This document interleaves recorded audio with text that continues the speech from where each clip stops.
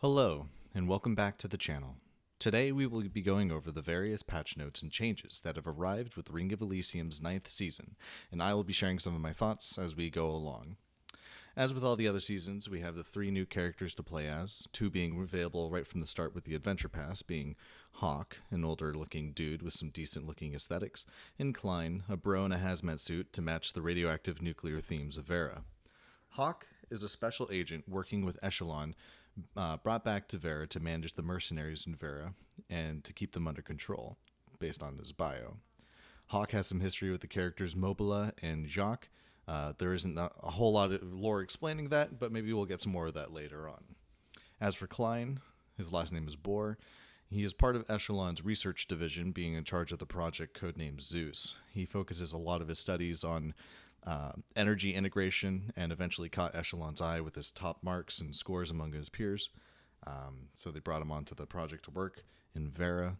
He's known to be pretty difficult with his teammates, and that's led to a lot of conflicts and issues when it came to working with his coworkers. Since the explosion on Vera, he ignored the instructions to leave as he suddenly became fixated on trying to figure out what went wrong to cause the explosion to go off on Vera. So there's those characters.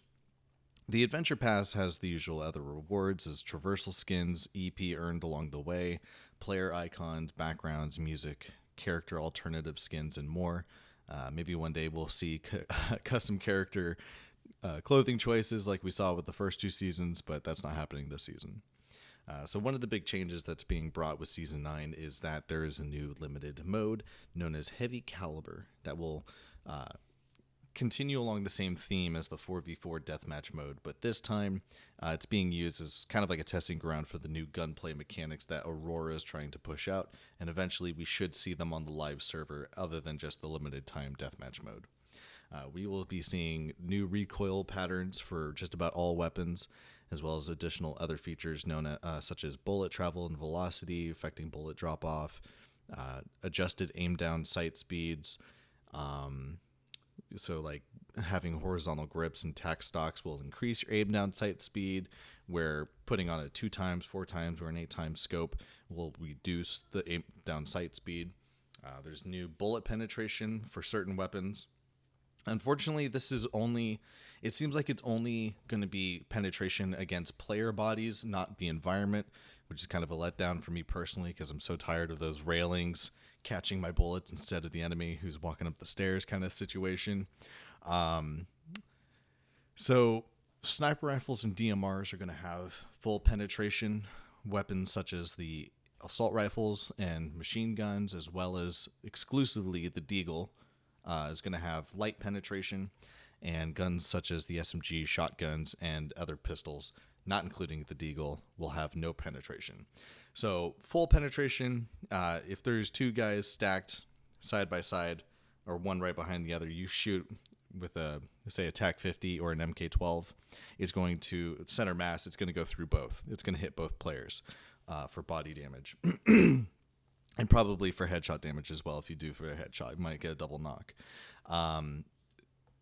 For light penetration, we're looking at the assault rifles, so like Groza, AK-47, M4, Lavoa, PKM, etc., the Desert Eagle. These are going to have light penetration, so if you're shooting from the side and it hits their arm and then the body would be next in line to be shot, it will go through the arm and hit the body for body damage, not just arm damage. I think there could be some slight confusion with that, where you think you're going to get, I hit their arm and their body. Would it count for both limb and body damage? And the unfortunate answer is no. It's only going to count for whatever damage is going to be dealt the highest. So if you hit an arm and it does 35 health damage and the body does 50, and you hit both the arm and then the torso, then it's only going to count the body damage since it's higher damage dealt to the player. As for personal opinion here, as for the SMGs and shotguns not being able to do any penetration, I think that's kind of garbage. I mean, they're already talking about introducing velocity and different bullet drop and changes in damage and distance. I don't see why they couldn't have provided light penetration to shotgun, say, like up to 10 meters, SMGs up to 35 meters. And then after that, of course, they're not going to be able to penetrate anything. But, it's going to be what it is. Hopefully they might consider that for changes in the future. We'll see as time goes on. There's been other optimization to the camera shake based on types of scopes equipped when aiming down the sight to make it feel more intense and immersive, creating a more dynamic difference between weapons. So that'll be fun to test out and figure out. Hopefully it's not too bad. It does look like that they made some slight changes to that since the patch notes to make it less jarring and crazy, but overall it's a pretty welcome change. Many of these changes, though, I believe are still limited to the 40v4 deathmatch, so we don't have them available on the live servers yet. So hopefully we'll get that sooner than later. Other changes to the season include the typical supporter rewards, the lucky draw, earned season rewards, which is mostly just cosmetics. Everyone can look at that for themselves. Cosmetics are cool. At this point, I'm kind of like burnt out on cosmetics and weapon skins and things like that. Like I kind of want a little more sustenance. I'm not sure exactly what that would entail personally, but I don't know. I mean, as a whole, I feel like the season doesn't feel too loaded, but at least it doesn't have anything, so that's really cool. The weapon rebalancing and changes will likely lead to more patches and updates and nerfs and buffs to different guns and things like that, which, they're going to have to fine tune everything. Maybe we'll see some new weapons thrown into the mix, but I don't think they're going to do that until they get everything sorted out first with the current weapons that are in the game.